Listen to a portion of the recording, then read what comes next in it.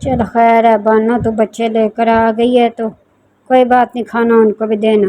वो खाना पकाने लग जाती है, खुशबुएं इतनी फैल रही होती हैं और वो खाना पकाते सोच रही होती है आते साथ इतनी जलालत होगी, हमारे घर में चूल्हा भी नहीं जलता और इनके घर में इतना सौदा सलफ है।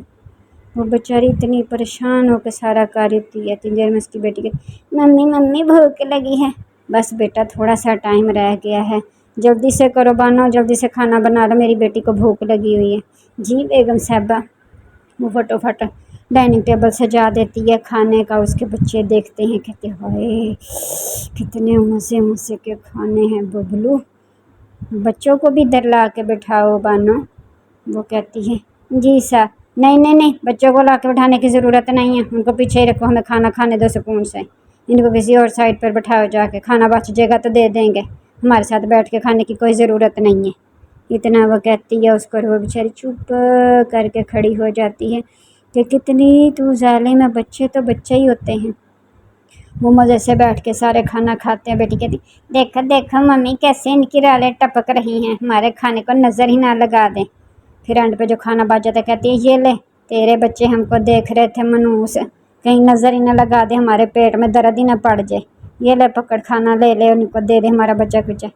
रहने दे बेगम साहबा, मेहरबानी है आपकी, बच्चा कुचा और जूठा खाना ही मैंने अपने बच्चों को देना है, वो आप अपने पास रखें, मुझे इसे ताने मैंने सुनाने की ज़रूरत कोई नहीं है, मैं आज से आपकी नौकरी छोड़ती हूँ। इतना कह के तो देखते उसके बच्चे, वो जो बच्चा कुचा खाना होता है उठा के टेबल के नीचे बैठ के खा रहे थे।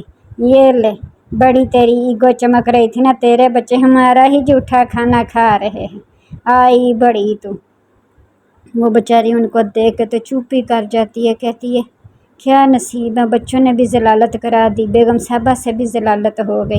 बेगम साहबा बोले जा रही होती है, उसको ताने पे ताने दिए जा रही होती है। बड़ी अपने आप को समझ रही थी कि तू, और अपने बच्चों को देख हमारा जूठा खाना खा रहे हैं, चलो निकलो यहाँ से, खाना खा के ले जाए इनको। वो सोचती है और फिर कहती है, थप्पड़ मार दिया कि अपने बेटे को और खाना उठा के ऊपर रखती है। कहती है मेहरबानी बेगम साहबा, मैं यहाँ से जा रही हूँ और मैं यहाँ पे काम करना पसंद ही नहीं करती, जहाँ पर इतनी मगरूर मालिक हो ना, वहाँ पर काम नहीं किया जाता। आप रखे अपना पैसा भी संभाल के रखे, अपना खाना भी रखे, आप लोगों को तो अल्लाह से डर भी नहीं लगता।